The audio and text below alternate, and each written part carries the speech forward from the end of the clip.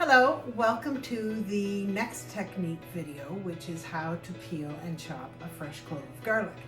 I'm going to preface this by saying please don't ever use Jarlic. It's not good. The flavor changes, the preservatives they use to keep it good changes the whole essence of it. You lose the essential oils. It's just not good. So please don't ever use Jarlic. Now, when you go to a grocery store and buy garlic, it comes in a head like this. And it usually costs about 50 cents to 75 cents for a head of garlic. So it's cheap, it's not a big investment, and it's something you can have on hand at all times. So when you have a head of garlic, I'm just gonna use this one because I've already started it. You can see it comes with cloves. It's divided into cloves, and you can just break those cloves off, oops, one by one. And I just keep them in a drawer or in a bowl. But then you have these garlic cloves with the sort of dry papery skin on the top. So tonight we're going to peel these cloves of garlic. The best way to do it is to take a knife with the palm of your hand and squish it. This loosens up all the papery skin on the outside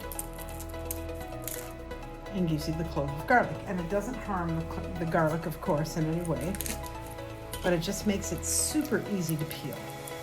Now, once you have peeled it, you don't have to worry about those end pieces, but if you want, you can chop those up and discard them. They don't tend to get soft, but you don't tend to notice them either in amongst other things in a dish.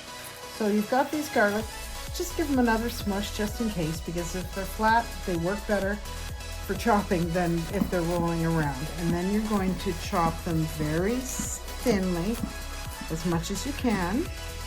And then once you have most of the garlic chopped up like this, the next thing you're going to do is you're going to put your fingers on one end of the blade, keep your hand on the handle, and you're just going to use this hand to keep the tip of the knife on the ground, on the counter. And then you're going to just chop like that, and then scrape it into a pile and chop again. You just keep going back and forth like that, scraping it in, taking the garlic off the knife. Being very careful with the knife because hopefully it's sharp. You need a sharp knife. And you just keep doing that. So you're moving, one hand is just holding the tip of the knife, and just be careful because your finger can slide off the end. So be careful when you're doing it. Don't rush.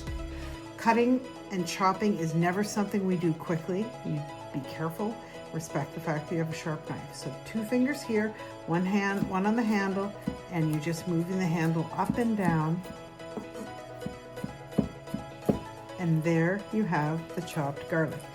And it's up to you how finely you want to chop it. Some people like it really fine, like from a garlic press. If you have a garlic press, you can use that. Some people prefer a rougher chop.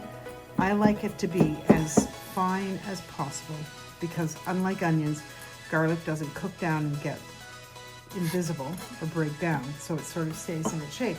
So that is how you chop garlic. We'll see you in the next video.